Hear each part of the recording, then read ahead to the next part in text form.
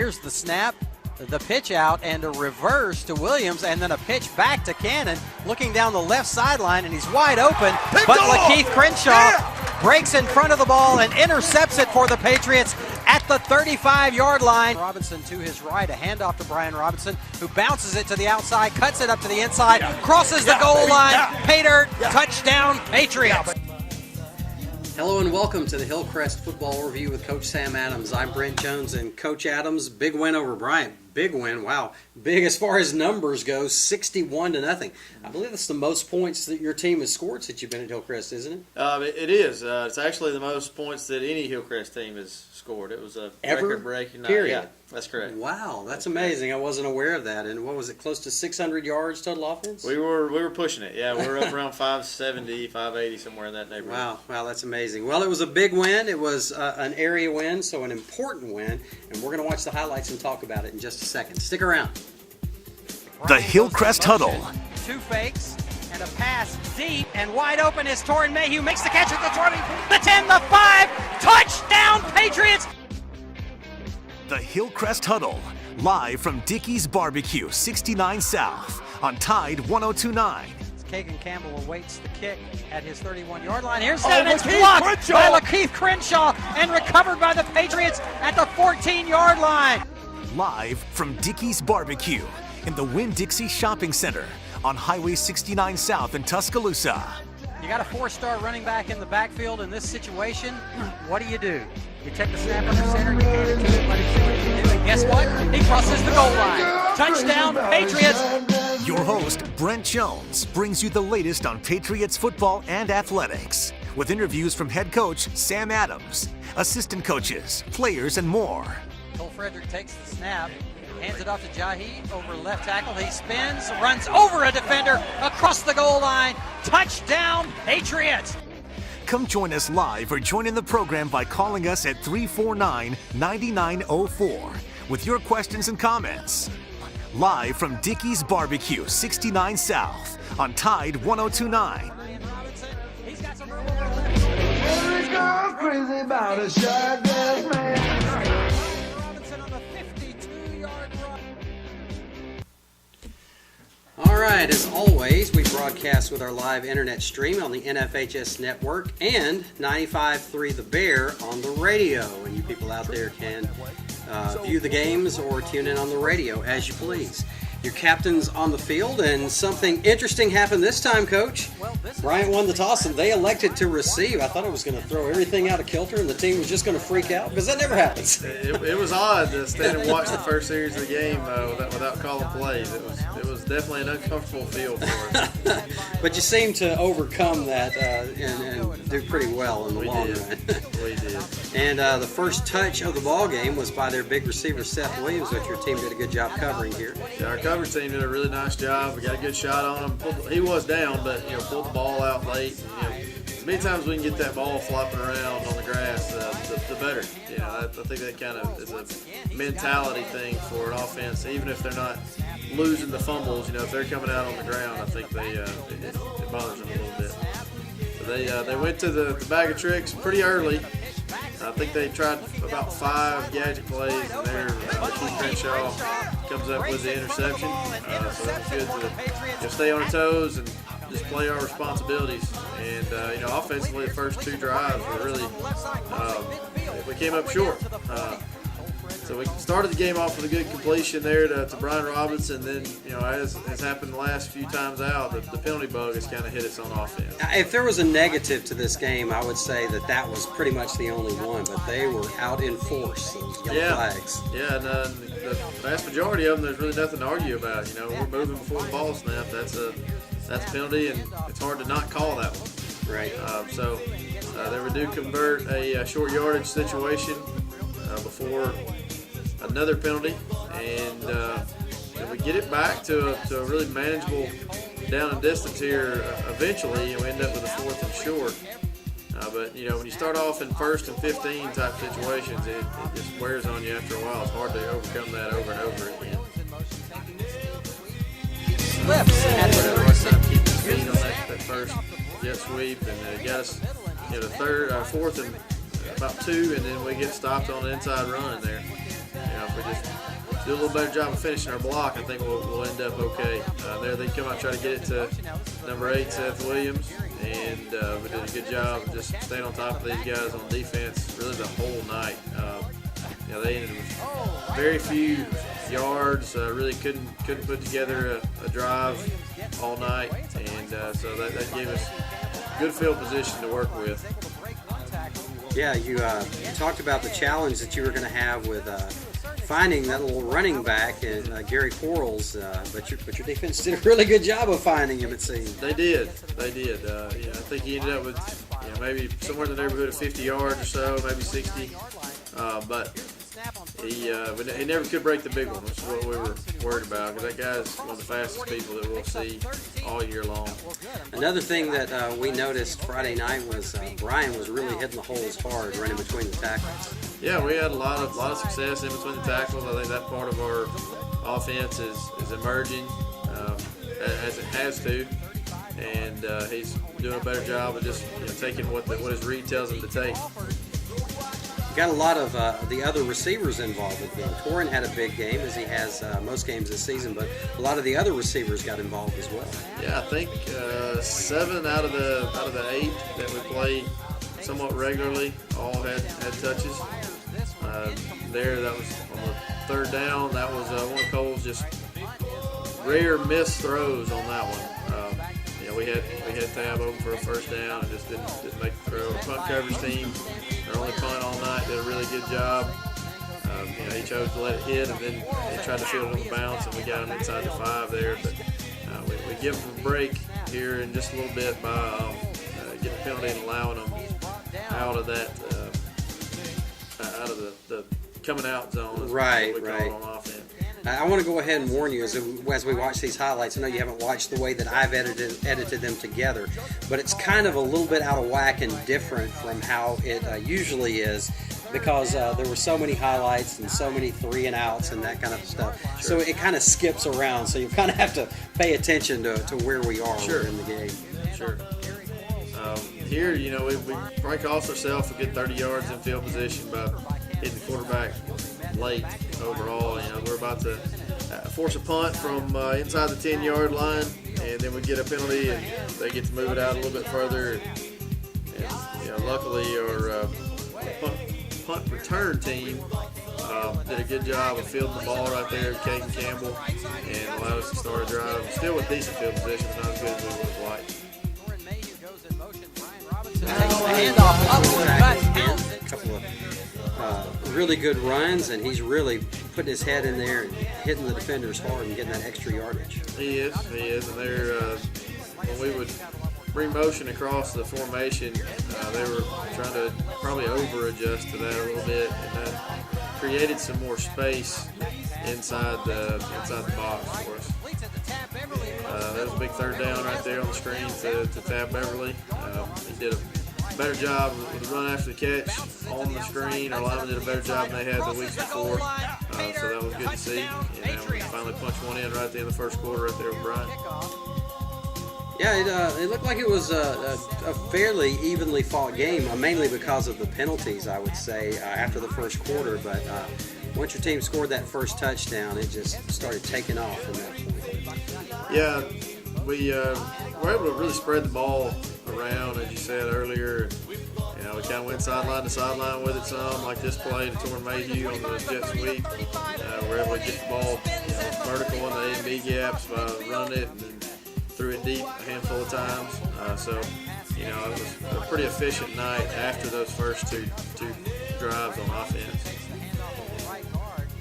Go back to Bryant. He did a good job of pressing it in there, and some of his best runs are ones that people don't necessarily appreciate a whole lot from the stands. Maybe some of his best runs are the 5, 6s, and 7s in there, not necessarily the 50-yarders. But he pounded going. Bryant Robinson up the gut. It has.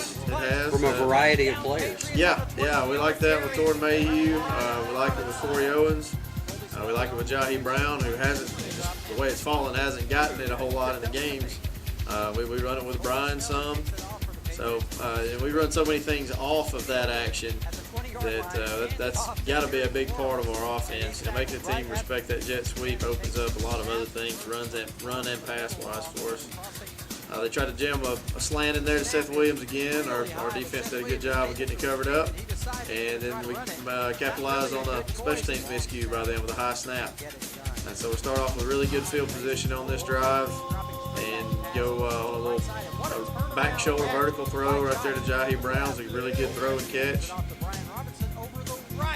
Bryant crosses the sticks.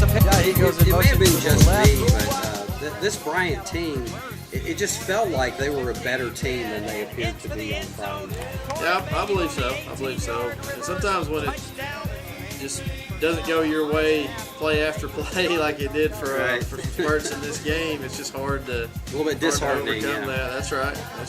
First quarter, like you said, they had 2 stops on us and had gotten some yardage on offense. Not a great deal of first downs, but they'd gotten some yardage, and then all of a sudden our team kind of hit a hot streak here. Unfortunately for them, the hot streak lasted pretty much the rest of the game. Right. So we get the ball back in a 2-minute type situation, and luckily our 2-minute drive only took, I think, 3 plays to get in there. We'd hit Tormayhew on the play before, and then Jahi Brown up the seam on actually what was the same play, called 2 times in a row.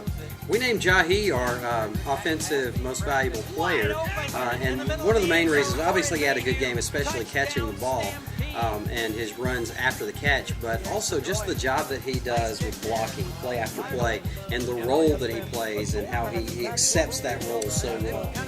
Jahi is really kind of our Swiss Army knife on offense, right? Especially now that Dylan Heydrich is out with an injury. Jahi actually plays 3 positions during the game, and sometimes during one drive.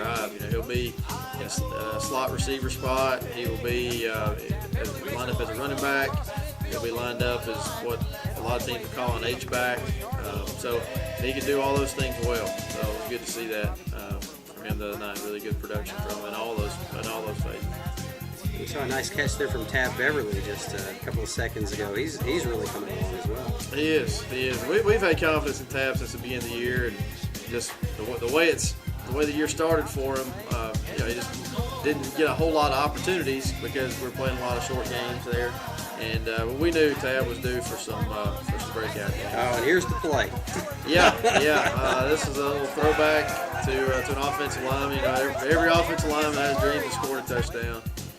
So I like the way the rest of our kids, just ran over there and celebrated with him, because that's something they always kind of dream about. And there was quite a discussion. I'd say that Coach Hill wasn't too happy with that. Yeah. I mean, it was a legal play. Offensive linemen are ineligible to receive a forward pass unless they report. They are. Well, in high school you don't get to report. You don't report. Okay. But they are eligible to receive a backwards pass.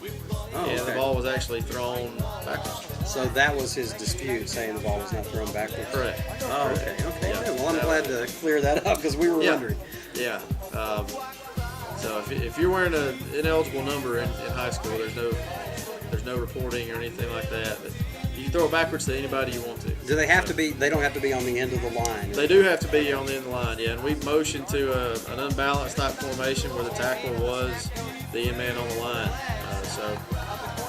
And then the way the play works out, he kind of retreats, and it was a backwards pass to him. So, Okay. Well, that's good to know. Yeah. There's just slight variations in rules between the levels of football. That's good to know. Yep, there are. Kagan had a nice return here. Yeah, after the kickoff return after the safety, Josh Smith was able to earn a safety for us, and then we get Corey Owens involved in the little bubble type screen. I like the way your ball carriers are really holding that ball up high and tight. I've noticed that. Yeah, so some are better than others at it, but you're right. We focus on that. We do a ball security circuit in practice every Monday, and really every drill there's a coach hampering on ball security, whether we're going just the individual drill or going against the defense. And one fumble by the starting offense all year. Is that right? That is correct. That's great. Yeah. We had some miscues on our extra point team. had a couple guys in there at guard that weren't exactly doing a great job, but then also Kobe Smelly was handling the kicking duties for this night. Joseph Gannon's been fighting a little injury, so the combination of those couple things made it tough for us on some extra point. I noticed the snapping issues that Bryant had throughout the night. And played a couple of other teams that have had long snapping issues, and ours has been really consistent with Cole Keziah, and therefore we gave him the special teams player of the game. He's very deserving of that, I would say. That's an underappreciated spot on the team, and if the guy's doing it really well, then most people don't even know they're out there. Most fans wouldn't be able to tell you who our long snapper is. Right. And that's a good thing. That's DQ's first touchdown of the year, right? I believe it is. Yes, had a good block out there from Torrin Mayhew, and had a really nice effort to get the ball in the front corner of the end zone. It's a 48-0 here at this point. Yeah, I believe now is about the time we start mixing in some guys. We're just trying to give guys opportunities to play on Friday nights. A lot of the guys that are going to be checking in the game here have played a lot on JV and obviously do a lot of practice, but don't always get the number of reps on Friday that they would like. Hey, but your second and third stringers have gotten quite a few reps this year, and I know that's really going to pay off next year. Absolutely. Guys like Nasir Boyd here with a couple of good carries. He always does a good job when he checks in there. Kobe Smelly really does a nice job of taking his check down right there, not forcing the ball down the field. That's difficult for younger quarterbacks sometimes. They just get greedy, and he did a really good job of taking what was there and then throws a good ball right here to Demonte Burrell for the touchdown. From Colby Smelly to Demonte Burrell. Just after this extra point, I believe I just edited it down and just went straight to the next touchdown play, and I believe that's going to wrap things up for us here.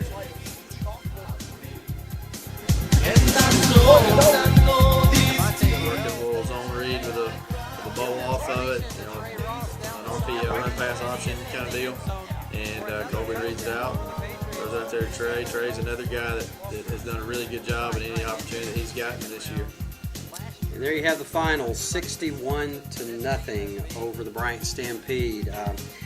So your team is now 7-0, still undefeated in the region, looking good, and potentially number one ranking this week after what went down between the former number one and number three teams. Yeah, I think there's a good chance we get jumped on that by the number three team with 3 beating 1, and the only loss that Blunt has is to the number one team in 7A. So that's they're definitely worthy of the number one ranking. We'll just see what happens. All right, we'll just have to see. All right, we'll be back to wrap it up right after this. Stick around. Here's Reynolds. Kicks the ball away. Number 32, Buda Baker, takes it on his 30. Watch this guy run in the open field, and nobody's going to catch him. Buda Baker, 70 yards to the house. Bellevue on top first.